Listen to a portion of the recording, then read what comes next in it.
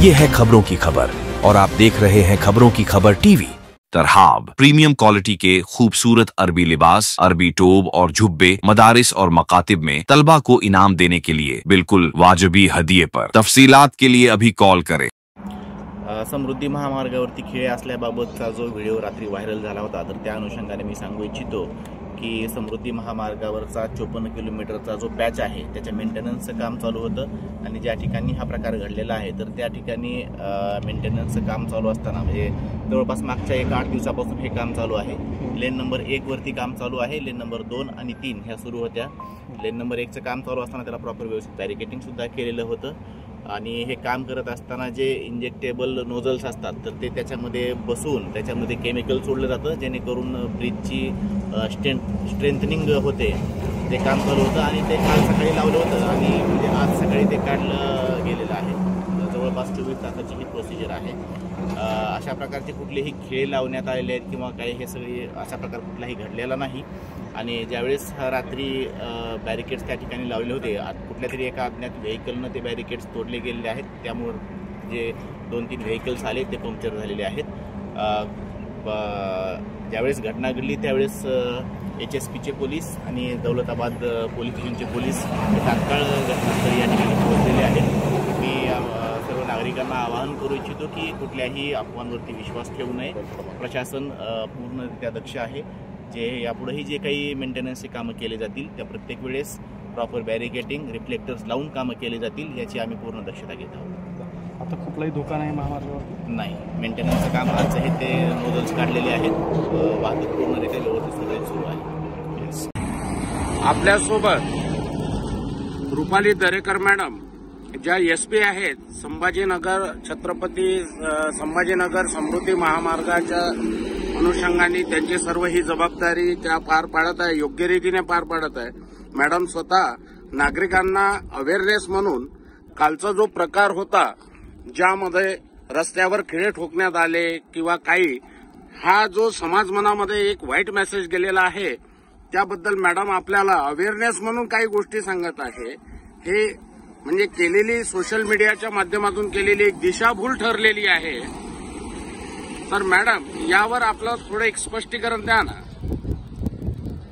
तसं पाहता ही जी प्रोसिजर आहे ही नॉन डिस्ट्रक्टिव्ह टेस्ट ऑडिट अशी समृद्धी महामार्गावर जो रोड आहे त्या रोडची 120 किलोमीटर प्रति तास जाण्याची जी क्षमता आहे स्पीडच्या अनुषंगाने त्यासाठी रोडचं रेग्युलरपणे ऑडिट केलं जातं की रोडमध्ये काही प्रॉब्लेम आहे का, कुठे क्रॅक गेलेले आहेत का। तर ते जे ऑडिट सदर कन्स्ट्रक्शन कंपनीकडून केलं जातं तर त्यांना क्वालिटी चेकमध्ये जे काही स्पॉट सापडतात की ह्याच्या खालच्या स्तरावर जिथे क्रॅक गेलेले असू शकतात तिथे हे आपल्याला आता दिसत असेल अशा पद्धतीनं राउटिंग नावाची प्रोसिजर केली जाते की ज्याच्यामध्ये इपॉक्सी नावाचं केमिकल आणि हार्डनर टाकून एक खाली जे स्तर आहे याच्यात मजबूती येण्यासाठी ही प्रोसिजर आहे।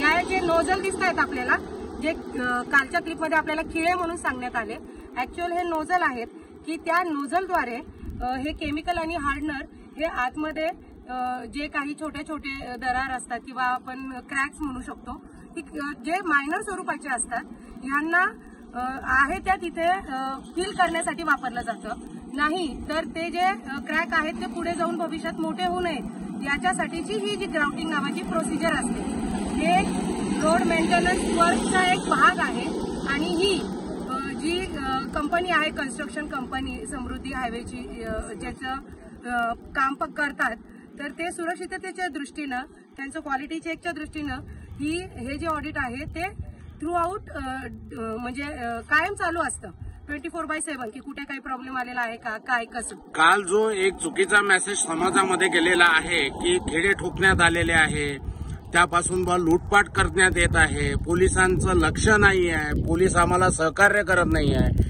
यावर आपलं काय मत आहे मॅडम?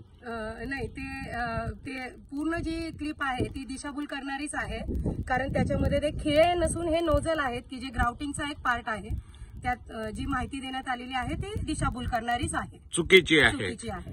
चला, धन्यवाद मॅडम. आपण आपला अमूल्य वेळ दिला, आपण समाजाला एक चांगला एक संदेश दिला, ज्यामुळे लोकांना उद्या समृद्धी महामार्गावरनं प्रवास करताना कुठलीही अडचण येणार नाही आणि आपलं नेहमी सहकार्य आपण बोलल्याप्रमाणे सर्व समाजाला राहील. फक्त माझी आपल्या माध्यमातून हे एक आव्हान राहील की जेव्हा समृद्धी महामार्गाच्या वर प्रवास करत असताना आपण या रोडची जी 120 किलोमीटर पर आवर जी लिमिट आहे स्पीडची, त्या स्पीडच्या लिमिटचं पालन करावं आणि जिथे कुठेही आपल्याला वर्क इन प्रोग्रेस किंवा वर्क अहेड अशा रीतीने जे बोर्ड लागलेले दिसतील तर अशा ठिकाणी जो पॅच असेल, आता तुम्ही हे पाहू शकता की हा एक साधारणतः 20 ते 25 फुटाचं काम इथं चालू आहे, परंतु याचे बॅरिगेटिंग 100 ते 200 फुटापासून केलेलं आहे.